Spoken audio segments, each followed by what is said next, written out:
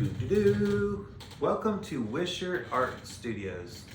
We're here to show off the beautiful talent of the Wishart clan. Of course, this is a Roberta Wishart classic Original. of young Isabel And Chloe. Chloe Bear. Two legends in one. And there's Chloe right there, and there's Chloe right here. And there's some of Chef Wishart's right there. And right, is that Rudy? Yes, it is Rudy. There. I'm crushing your head. Yeah. All right, so we're doing a virtual tasting. We do this every single week. For those of you that cannot be with us at Old North State, I usually have my shirt. I know you don't have your O&S. I usually point at the Old North State logo, but not today, folks. we just got out of school. We had a bunch of stuff to do today, and we're gonna be way too busy to film tomorrow.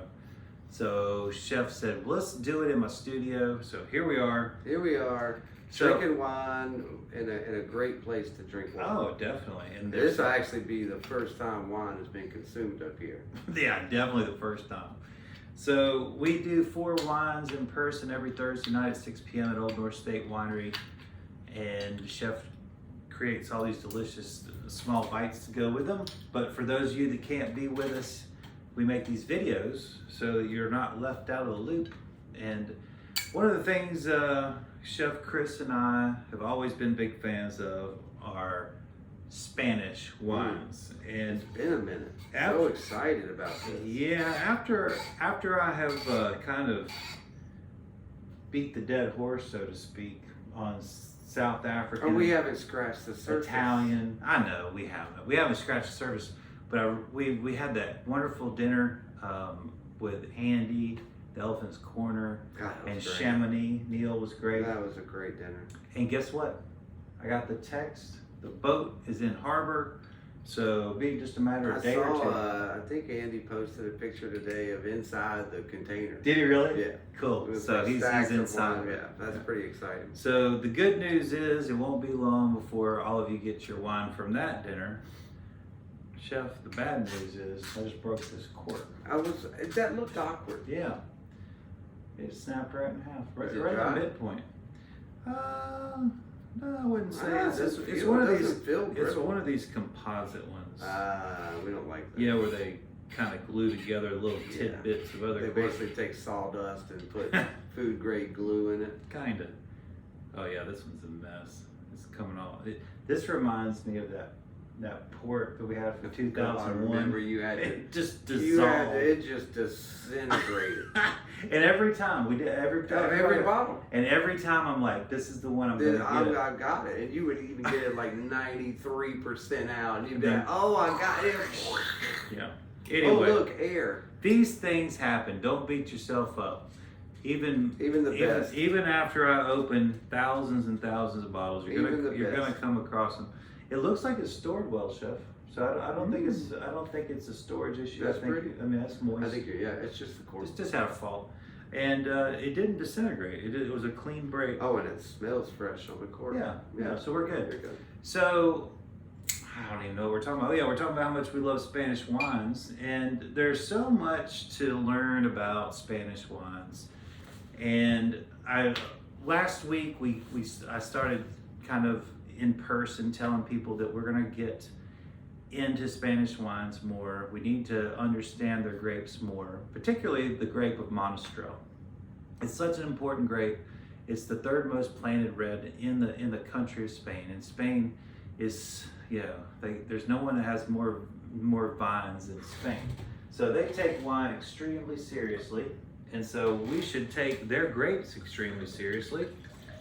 And so if this is just behind Tempranillo and Garnacha, it's important. Appreciate that. It's real important. Thank you. And Jumilla is the region that we're going to explore, which is what I would consider Monastrell Central. 80% of all their grapes are Monastrell. And that's a big percentage for a region. Yeah. Really, for any region, 80%. That's what I mean. I mean, like you don't.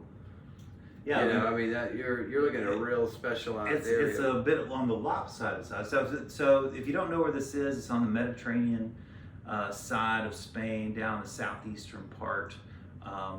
And actually, I believe this is the area that grows all the Pedro Jimenez to ship down to sherry so that they can have a sweet wine, because they don't have any, technically they don't grow anything. They have like this little grandfathered law in that you can take PX and put it into Jerez, and if you age it there, it becomes sherry. So they basically created their own little market for these yeah. people. I was out of the air. Yeah. So they grow other stuff. They even have Macabeo. I think there's this little grape called Arian or something like that. A little white.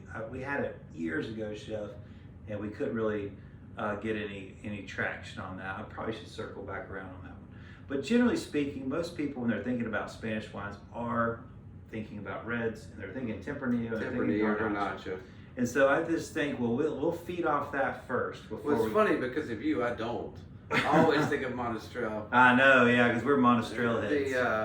Well, not that, I mean, obviously Garnacha and Tempranillo are in there, but I don't think Monastrell is third in line. Probably you and I probably consume more Monastrell than we do than anything from Rioja, or we do love. Well, the Riojas are pricey too, so those aren't really Monday through Thursday ones. It's probably out of lifestyle. Yeah, lifestyle. Lifestyle. We drink a lot more Monastrell. It's a lot more affordable. There are certainly many cases for different styles, and we're gonna enjoy two different styles from Ego Bodega, and they have we're gonna have two offerings from the same winery, which is rare for us. Usually we mix it up. I like it. I like the style. I like where you're going with this. Fuerza. This is a beautiful label I want to mention too. This something tells me there's a translates to strength or force. They do have really high scores year after year. They really, honestly, they've been around for about, I think they started right around 2011, but I don't think they even really got into, they got their winery done until 2013. And so most of the scores and accolades are basically, from what I've seen, about 2016 on. And they've been consistently 3 years to establish your vineyard. Yeah. And then, they're also purchasing like we do at our winery. Sure, you're supplementing. Yeah. And so that's not at all uncommon. It's almost more common than not. Well, and it's brilliant. Yeah. Because, I mean, it enhances, it takes helps the pressure. The farmers. Takes the pressure off, helps the economy, keeps all ships rise. But not everybody that grows grapes makes wines. I mean, there's people out there growing grapes for winemakers to buy. I think the general public would be shocked how many people grow grapes on a contract and never make wine. never touch a cellar. So once the growing season's over, they're done. And usually too, they're given specs. Oh too. yeah. I mean, it's like they're not just freewheeling out there. Those relationships are important. They're very important. Yeah, because they have to know the style of the wine, the eventual winemaker down the road, and so they're keeping it. Yeah. Even if the however they grow might be different, they're making sure they stick to what the style they're looking for. Absolutely. And one of those things that I want to point out that this will sound so crazy to you, Chef. These grapes are picked in late October. That's pretty crazy. Because we're a lot of times here picking in late August, usually early to mid-September. Yeah, usually depending on the weather cycle, mid-September. We're on track. We're on track for next week, which is mid-September. So that's about average, I would say. But the idea of thinking of waiting another 5 or 6 weeks would be very foreign to people in the Yadkin Valley. Although different terrain, different rainfall. Yeah, or certainly lack thereof. I mean, it's like if you spill a cup of water, you drench the ground over there. Yeah, it's pretty dry over there. But with that being said, they do have a lot of limestone, and limestone holds water like a sponge. Retention. So there's when it does rain, it's held, and probably more so than clay does. Although clay can be quite beneficial to plants to a certain extent, but then when they start getting too dry, we have a lot of clay. They turn into bricks. We have a lot of clay, and you become for the longest time, bricks were on our state crest emblem or the thing. I mean, because we're really known for them. Yep. I think we might be the Sanford, North Carolina. So I know at one point we were the largest producer of bricks in America. There's a reason why it's that color, you know. It's our red clay. Yeah. So, you know, we have, you know, clay does have water retention properties to a certain extent, but then, you know, it does become extremely hard. And limestone also has those kind of characteristics. But limestone also gives you minerality. And so it's a twofer, really. And of course, when we think about limestone, you got to immediately think about the Loire Valley and all the flavor that it gives to those white wines. They're very distinctive too. It's not just flavor for the sake of flavor. You can spot a Loire wine. That minerality is so it's dominant. It's brilliant. Or present. And those and minerality does transfer to red wines as well, as although people will probably not notice it as much. But regardless, I believe in it, and I believe I can taste it and oftentimes smell it. So this is a blend, and I want to make note that Monastrell is a great blender, and it blends beautifully and can be the pony or the majority, if you will. Yeah, that's the thoroughbred. The thoroughbred. So here it is only 25% cab, 75% Monastrell. And it can certainly be inversed, but honestly, I like when Monastrell leads on the blends personally, but I'm a Monastrell lover. Dark wines, alcoholic wines. Not that all wines aren't alcoholic, but generally speaking, you're looking at 14.5 to 15.5 for most all of these wines, and we like that. Well, and then like we were discussing earlier, I mean, in class, it's like those longer harvests, the more raisiny, the higher the sugar, the higher the alcohol, so they're getting a big punch in their climate there. But yeah, I mean, the color is always just squid ink. Absolutely stunning, beautiful nose, and for such a bold wine, it's a soft body. That's why I love it. I know. I mean, it's like it doesn't feel like it tastes.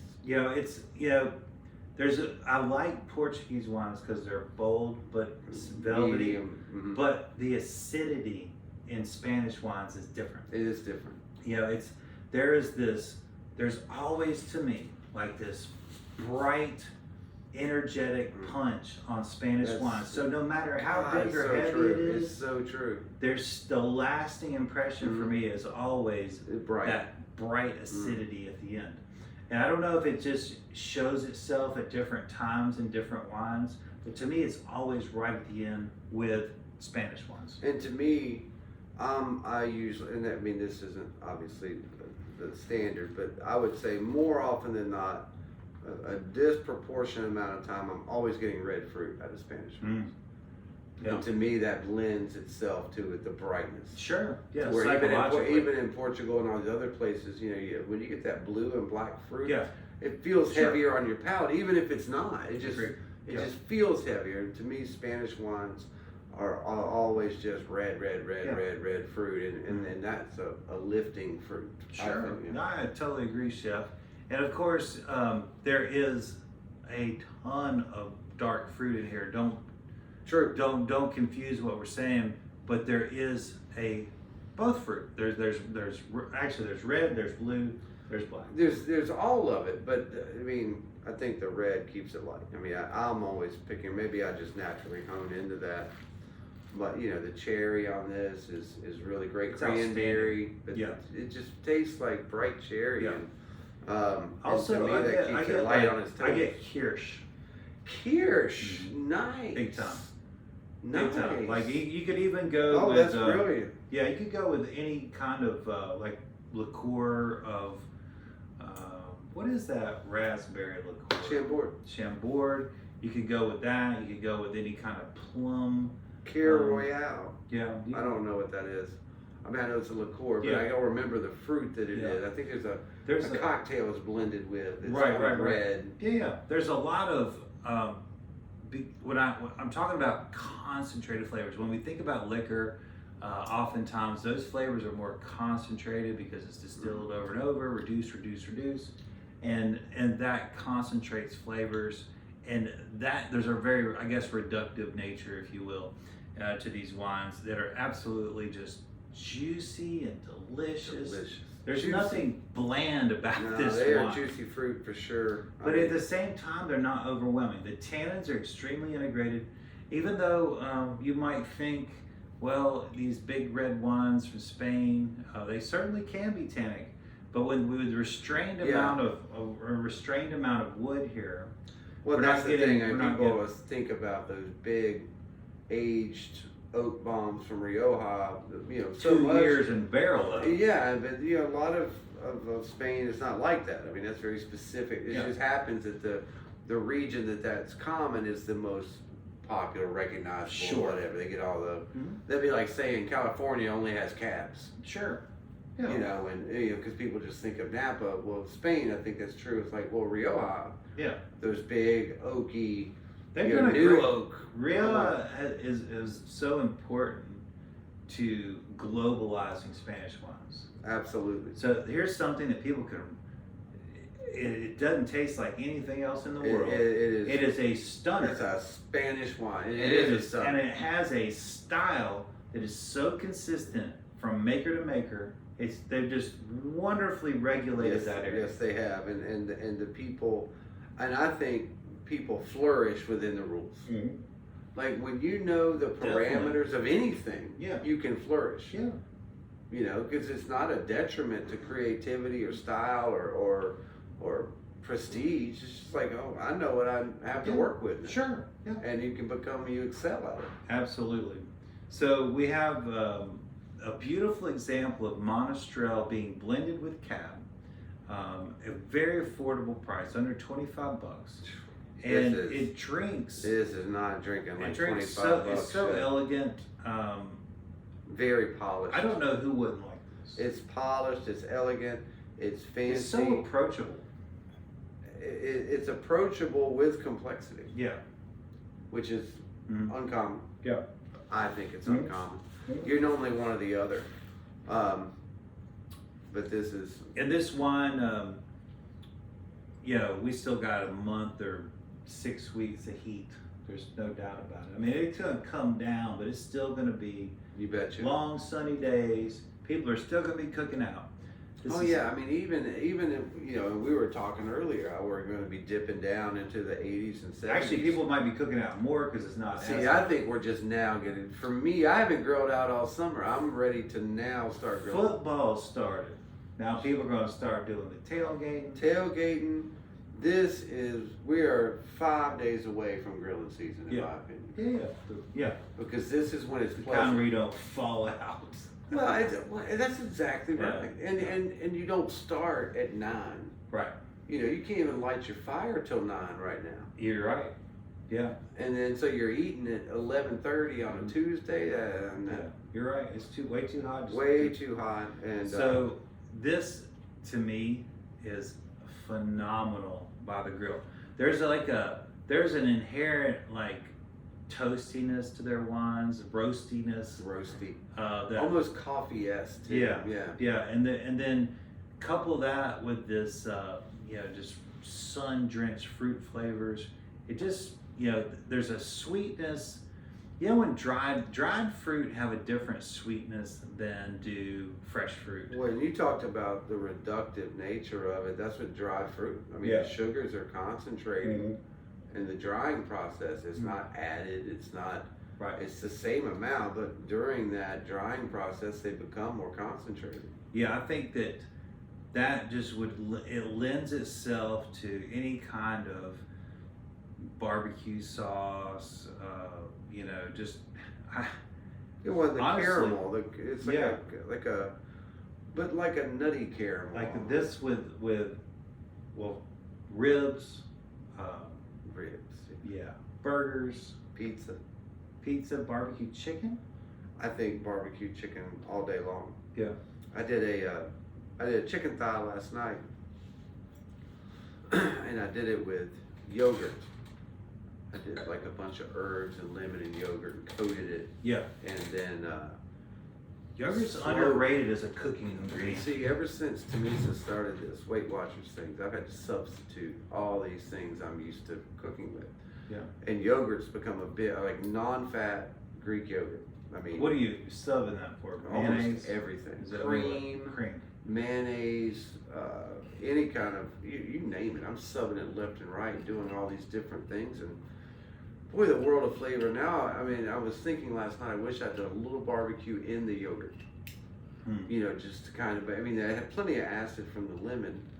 And acid from the yogurt. I like the bite of the yogurt. I do too. But I mean, I was thinking a barbecue yogurt would be outstanding on some chicken. Definitely. Well, I guess we should. Do you have any ideas what you want to throw at these beautiful people that are watching our video? Well, I feel like we can get to fish with it. I feel like we can get to salmon, and maybe a barbecue salmon. I love that. Because I wanted it to be. I wanted to get there to the fish because we love fish and red wine. Yes. And I feel like this has the body to do it. It's not terribly tannic. No, and I think with the fattiness of the salmon and then throw in some of the sweetness from the barbecue, mustard and brown sugar, tomatoes, and probably put some orange in that maybe.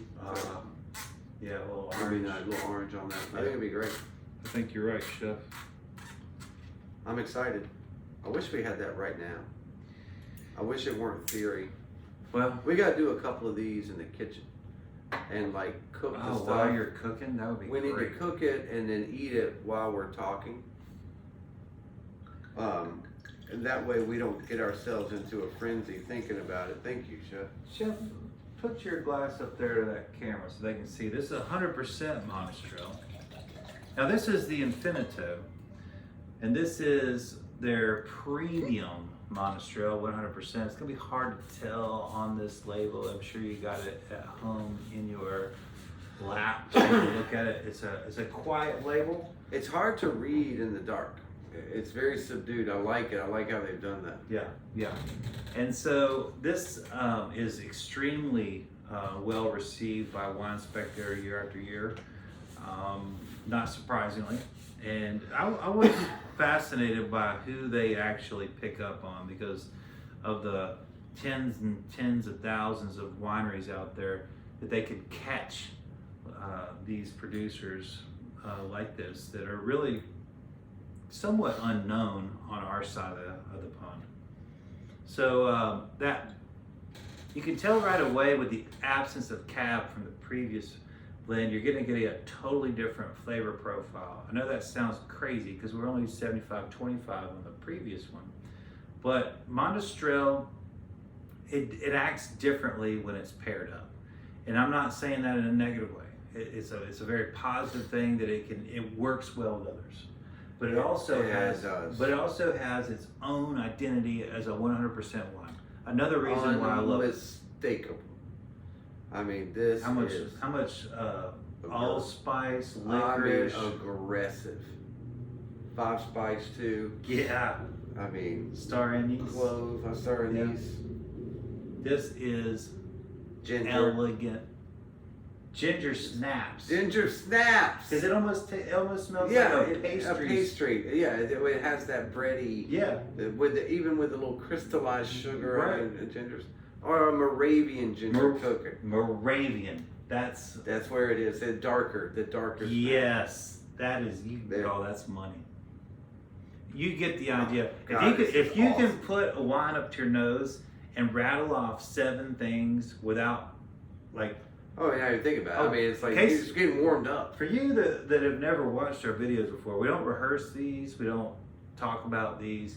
We just turn it on and we start talking. So this is all natural reactions. Now, to be completely honest, I have tasted these two in a tasting before. I had a sip or two at a tasting, wrote down notes, ordered my wines, and then put them aside for whenever the day was that we did a video. It could be months. Yeah. I mean, and then you, how many hundreds have you tasted in between with you? A lot of times I've forgotten about them, and to be honest with you, because I'm not smart. But I do drink a lot to I make don't, up for it has nothing to do. I think it's because you drink a lot of wine that you forget how smart you are. I could live in this glass. It's a warm blanket. It's My it's Lord. like a visit from an old friend. Yeah. You know, that it just comforts you. Yeah. And not to mention, you know, we talk about the seasons changing. Here come the holidays. Mm. So all these are holiday We've been sensories. booking holiday parties. We've been left booking and right. holiday It's parties. fantastic. But these are sensory nostalgia flavors, profiles. Definitely. So, I mean, like with all the things we're rattling off, Thanksgiving, Christmas, Sure. New Year's, winter. Mhm. So we're getting that nostalgic feeling just from the nose, you know. Of course, you know, we're always planning stuff in advance. Yeah. We've got our November wine dinner on November Oh, that's gonna 7th, be big huge. Italian wine dinner. We were already talking about our chocolate and wine pairings in We February. were thinking, where are we going to slide this? Like we're like, where are we gonna fit another one? Because we can't get it too close to this or that, Yeah. and we got Valentine's and Easter's early this year. We're trying to squeeze one in January. We have to. I mean, with Easter, well, Easter's late March, but that's early. I mean, I just didn't realize that the spring solstice would be the second or third week of March. That's very early. Yeah, I mean, we're right on top of it. That's how Easter's determined, right? It's the week after the spring solstice. I think it has something to do with Lent. I think it's astrological. I think it has something to do with solstice. It moves around a lot. I do know that. And it's always a week after a certain solstice or some moon event, a lunar, But it's a moon thing. full moon. It is the holiday that moves around the most, without a doubt. Easily. Yeah. Easily. And poor Mother's Day, I sit there and wait for Easter to be determined. Also, another one So they don't get their toes stepped on. So another thing I can't figure out is Chinese New Year. That's another one that I don't. Well, I just it's the don't Chinese, it's the lunar New Year. Oh, that's what I'm confused by. So they don't do a calendar, they do a lunar New Year. Mm. And of course, they name every New Year after some sort of beast or animal. Mm. So you have the year of the monkey, you have the year of the caterpillar, you have the year of my barking dog. So it's Security always, system is on. we're safe. Yeah. Just rest assured, you're safe. Yeah. Well, all of that aside, and that's a lot, but this That is was a lot. we do kind of live in the What a future. But tangent. this type of aromas and flavor profiles, because the palate does carry through everything that we said. We believe it. I even got a little orange rind on the palate. Oh, easily. I didn't get on the nose, but I got on the palate. Believe it. Well, and that goes along in with the what's the spice bag for the Like the mulling spice. Yeah. So the orange goes with Yeah. all those flavors. Sure. I mean, so that's perfect. That's another thing, folks. You know, we're burning up right now, but in 2 months we'll probably be mulling our wines. I can't wait. Yeah, I mean, what fun. you got that big ass kettle in your Oh, I backyard. love that kettle. You can stew up some chicken, and we can mull wine. Mull wine and you know, luckily, you know, my friend Brian, you know, he built that beautiful custom contraption that goes over the fire pit, Mm-hmm. so you can cook while just enjoying a fire when it's Right. cool, and so we can actually cook on the grill while just standing around a fire, Right. or smoke something and still grill Wow. dinner. Yeah, So you have like 3 or 4 things going multi-use. whilst Yeah. mulling. Well, Chef, one of the things that I want to note here that Monastrell has a texture that I really do love too. A coating. It's like tactile. It's almost slightly sticky. I wouldn't say it's waxy. It's somewhere in between, maybe Yeah, putty it or leaves a coating Mhm. that is very pronounced. yeah. Um, By the way, you're gonna have purple teeth. Yeah. Just accept it. It's called a badge of honor, Mhm. I believe is what that Mm. is. It's a Spanish You're badge. you're probably also gonna have a buzz. These rolling in about 15 plus. Mhm. And absolutely stunning. This happens to be a 2018. So we've Oh got wow! so Okay. we're almost we're 6 years on it. yeah, we got some time on it. It's had time to harmonize, homogenize, and it's a beautiful wine. I think this this producer will continue to set high standards for what we look for in Monastrell, what we expect from Monastrell. We have certainly had a lot of budget Monastrells that are and What I'm was not that dissing. one with the guy with the big mustache, yeah. Mr. Dungo or Mr. Bingo or something Yeah, like I that? can't remember. But anyways, Oh boy, very, was it good. very good. Very good wine. Cost about $10. Yeah. But here's the great thing about Monastrell. You can throw an extra 10 spot at a Monastrell and it's exponentially better. It's like you just got an anniversary wine. Right, yeah, exactly. And I mean, you're never going to see a Monastrell that's out of your price of reach. Even, yeah, like on the upper echelon, you're like, I got you. Let's say you're down on your luck. You know, having going through a rough patch. Let's say Rangers on a losing streak. Let's play a scenario. Chris put the life savings on the Texas Rangers to beat the Houston Astros, who they Twice. lost. They lost 14-1, by the way. And let's just say glad they Tamisa scored. finds out about that. Oh, you pissed all of our life savings away on a ball game. You're out.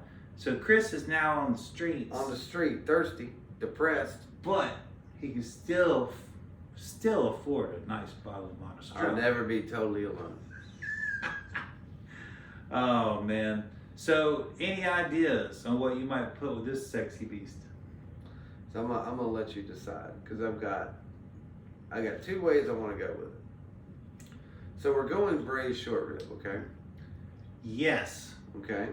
However, we can go like a traditional red wine, maybe a little coffee with it, or we could go curry and pick up on some of the exotic spices in this. That would be awesome. It'd be different. Yeah. I don't know if it'll overpower this. You know, I've never done short ribs in a curry style. Well, I don't think I want to braise them in the curry. I think I want to introduce it after the braising process. So kind of keep it neutral. Right, and then some of the braising liquid, add some curry to it, lift it with some butter, maybe some coconut milk. Well, I do because I love short ribs over rice, and so if we had a little coconut milk and some curry in the braising liquid, thicken it, put it over rice with the short rib. When you get into curries, I'm gonna lean towards Indian curries in this conversation, right? Not because Asian, the Thai doesn't really mess around with beef too much. Well, this is too tannicky for spice, like hot spice. I think. Oh yeah, and we usually think of spice. Hot I think of. Although Indian food can be pretty hot. It can, but not usually for the turmeric curries. Sure. So but in terms of, but you're right. Indian food's actually of all quite the hot. proteins, I think beef can handle more flavor spice than any other protein. So especially to me, fattiness. I'm excited about the concept of what you're going to come up with. Yeah, I mean it's off the cuff here. Yeah. Just like what's this? You know, we're drinking, reacting on the spot. I'm thinking of stuff on the spot. It may be an absolute train wreck. So I doubt it. So I may put some cheese. Well, actually, I'll taste it before I send it to you. But I think it's got potential. Curried beef over rice. It's classic. Lingonberry. This thing is just. Remember how we used to put lingonberry with duck? Yes. Yes, classic. This keeps telling me things. So lingonberry, very, very Nordic. You know, that's a very Nordic thing to jelly and preserve and these things to keep. Because it probably is available for like a week. Like mulberries. I mean, you gotta get out there. You gotta get out there. Yeah. And you're serving them with your sausage. And you're getting like 1,000,000 of them all at once. All at once, and you're like, okay, we had our Lingonberry Festival. Now what? Yeah. And you're eating sausages and smoked duck all winter. Right. And it's like, I'm tired of just fat. I want something sweet and something bright and, voila. Yeah. There you go. Yeah. it's a. Unfortunately, not a lot of Americans know the lingonberry. Well, to their detriment, because lingonberries. I mean, if you have not had a lingonberry jelly, jam, preserve, whatever you want to call it, the odds of getting a fresh one are slim. They're pretty. They're out here. There. Yeah. Well, I mean, the spoilage. Yeah. Just to get it here. Oh, yeah, I mean, they're not hardy. They're not hardy. Well, I don't think they're very good fresh. I think that's. They need to be cooked. I think it's kind of like an olive kind of thing. Oh yeah. Like you can't. Or cranberries are hard to eat. Cranberries are very hard to eat, and like they even sitting in those bogs, they don't get any better. Yeah. I mean, it'll soften. I mean, you still got to do work. Yeah. So I think lingonberries are kind of the same thing. Yeah. I think they're kind of they're almost like peppercornish. Sure.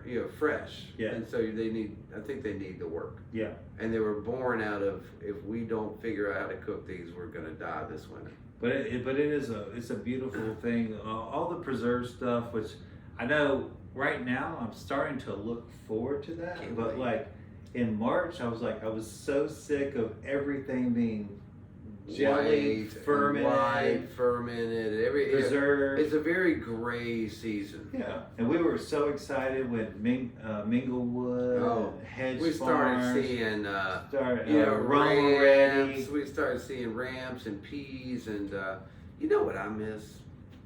Well, I don't know why we don't do it in fiddlehead ferns. I know. Like they're out there, and no one's foraging those. Right I think they're mostly northern. They New are. England, aren't they? They somewhat, but they're. More I mean, you can. If you know where to look. You know where to look. I just don't think.